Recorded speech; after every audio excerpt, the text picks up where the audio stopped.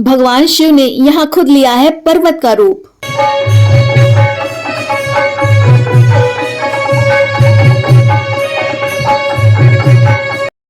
नर्मदे राम राम जय जवाहर। दोस्तों कैसे हैं आप सब? आशा करते हैं आप सब स्वस्थ होंगे, मस्त होंगे, बढ़िया होंगे। हम भी बढ़िया हैं। चलिए आप लोगों को चलते हैं अब लेकर नंदगांव घुमाने के लिए। तो चलिए फटाफट से चलते हैं। नंदगांव मथुरा शहर से लगभग 50 किलोमीटर उत्तर पश्चिम में और श्री राधा रानी की जन्मभूमि बरसाना से करीब 8 से 9 किलोमीटर की दूरी पर स्थित है। चलिए नंदगांव हम आ गए हैं। अब मंदिर दर्शन करने के लिए चलते हैं। मंदिर जाने का रास्ता बताने के लिए सामने एक बोर्ड लगा हुआ है। चलिए अब हम मंदिर चलते हैं। और यहाँ भी बिल्कुल वैसा ही है जैसा वृंदावन में गली गली होकर हम पूरा मंदिर दर्शन करते हैं ना, सेम वैसे ही गलियां गलियां ही होकर यहाँ भी जाते हैं। और सबसे पहले हमें दर्शन मिलते हैं श्री कृष्ण और बलराम मंदिर के, जहाँ पर श्री कृष्ण और बलराम जी दोनों भाई एक साथ विराजमान हैं। चलिए अंदर चलते हैं और प्रभु जी के सुंदर से स्वरूप का दर्शन पाते हैं।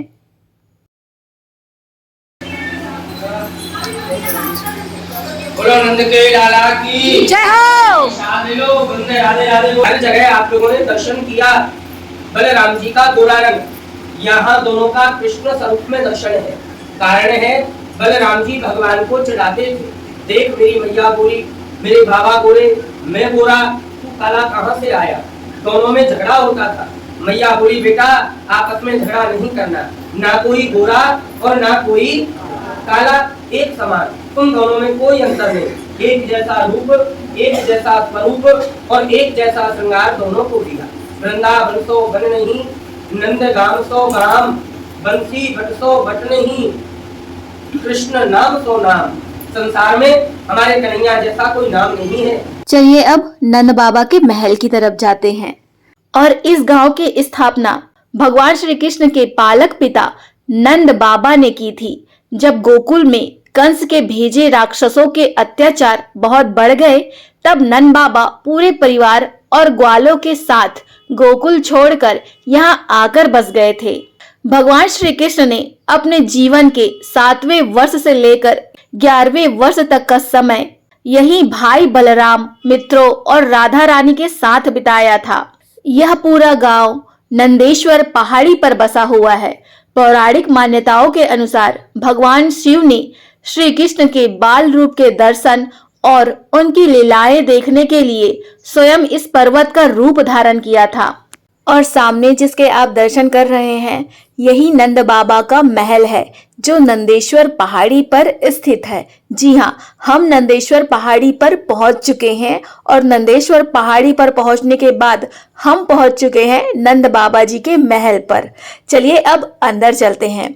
और इस नंद बाबा के महल पर माता यशोदा, पिता नंद बाबा और कृष्ण बलराम ने अपने बचपन में कई लीलाएं की हैं।